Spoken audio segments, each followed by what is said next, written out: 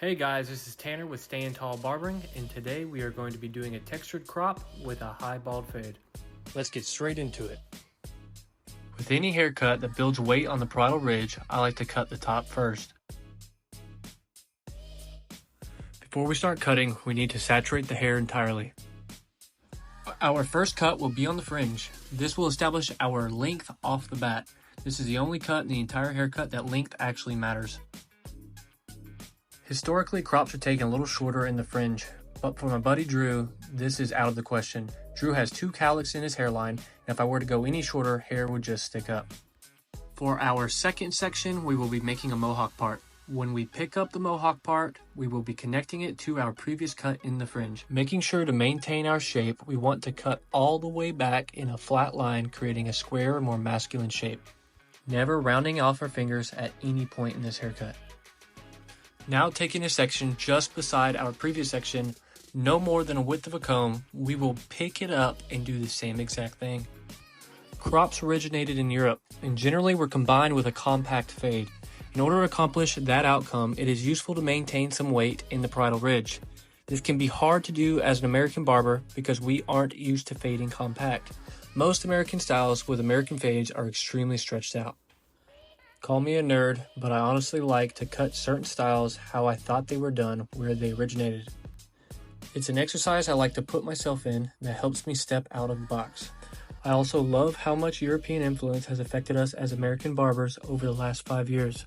If you ever want to know what the next hair trend is going to be, follow some European barbers. Right here, I'm just cutting some texture to lighten up the hair and create some movement.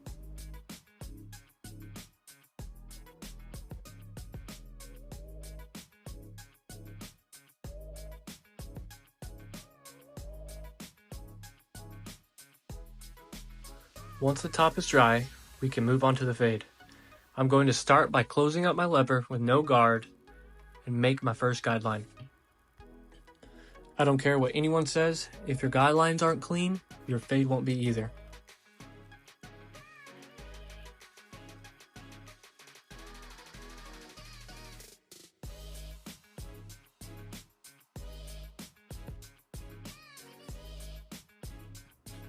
Now we will go under that zero line with our trimmers, making sure to leave a little gap between the two. And right under that line, we will use our shaver, making sure to leave a very small gap between the shaver and the trimmer line. Balding out a fade like this feels more efficient to me because this way you never have to try to fade out a stubborn bald line.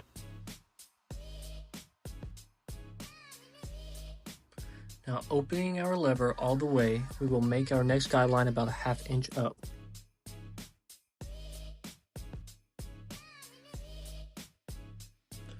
Now with our clipper over comb, we will debulk the ledge our last guideline made, making sure to rock the comb off the head so you don't lose any shape.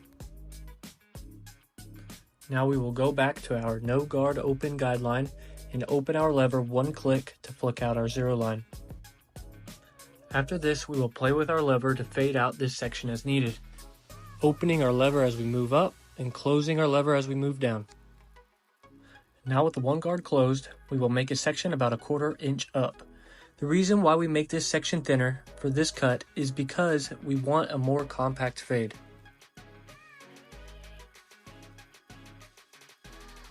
Now with our ½ guard open, 1 click, we will flick out that bottom line.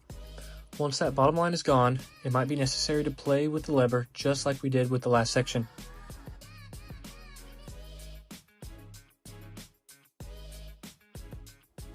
Now we will flick out that top line with our 1 guard fully open.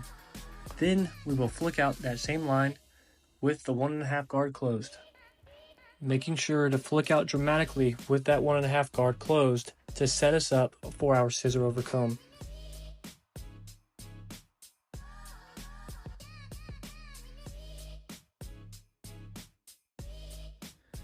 Make sure when you are using scissor over comb to move your comb slow and move your cutting edge fast. You also just want to come straight off the head and make sure not to cut into the shape of the head.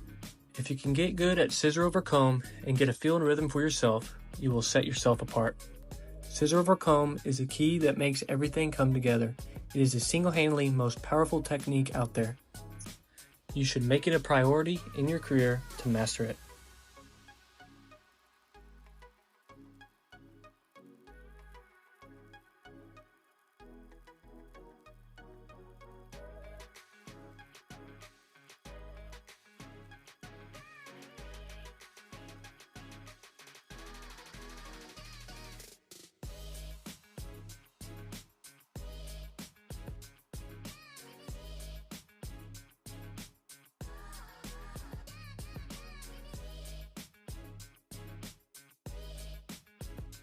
These crops look great with a simple design to make it pop.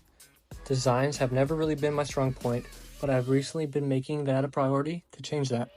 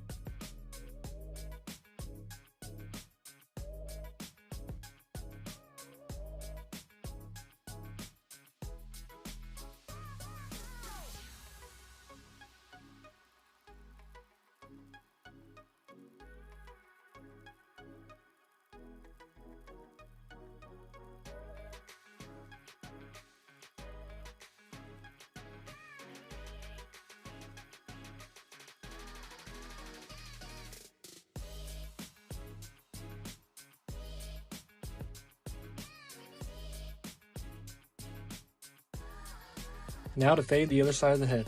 I'd like to note I only fade one side of the head at a time when I'm filming a tutorial. I strongly recommend not cutting one side at a time for this kind of cut because it is difficult to get the fade to line up.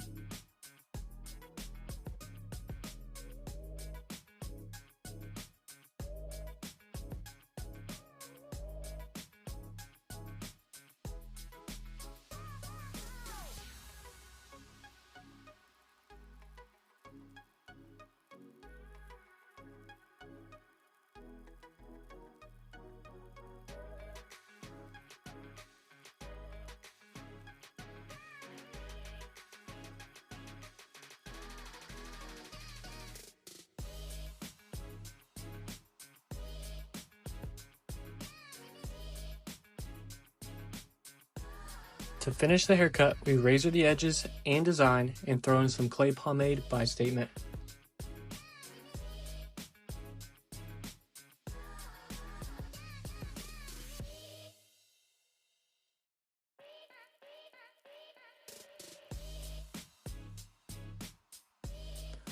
I hope you guys enjoyed the video, and I hope you guys learned a thing or two.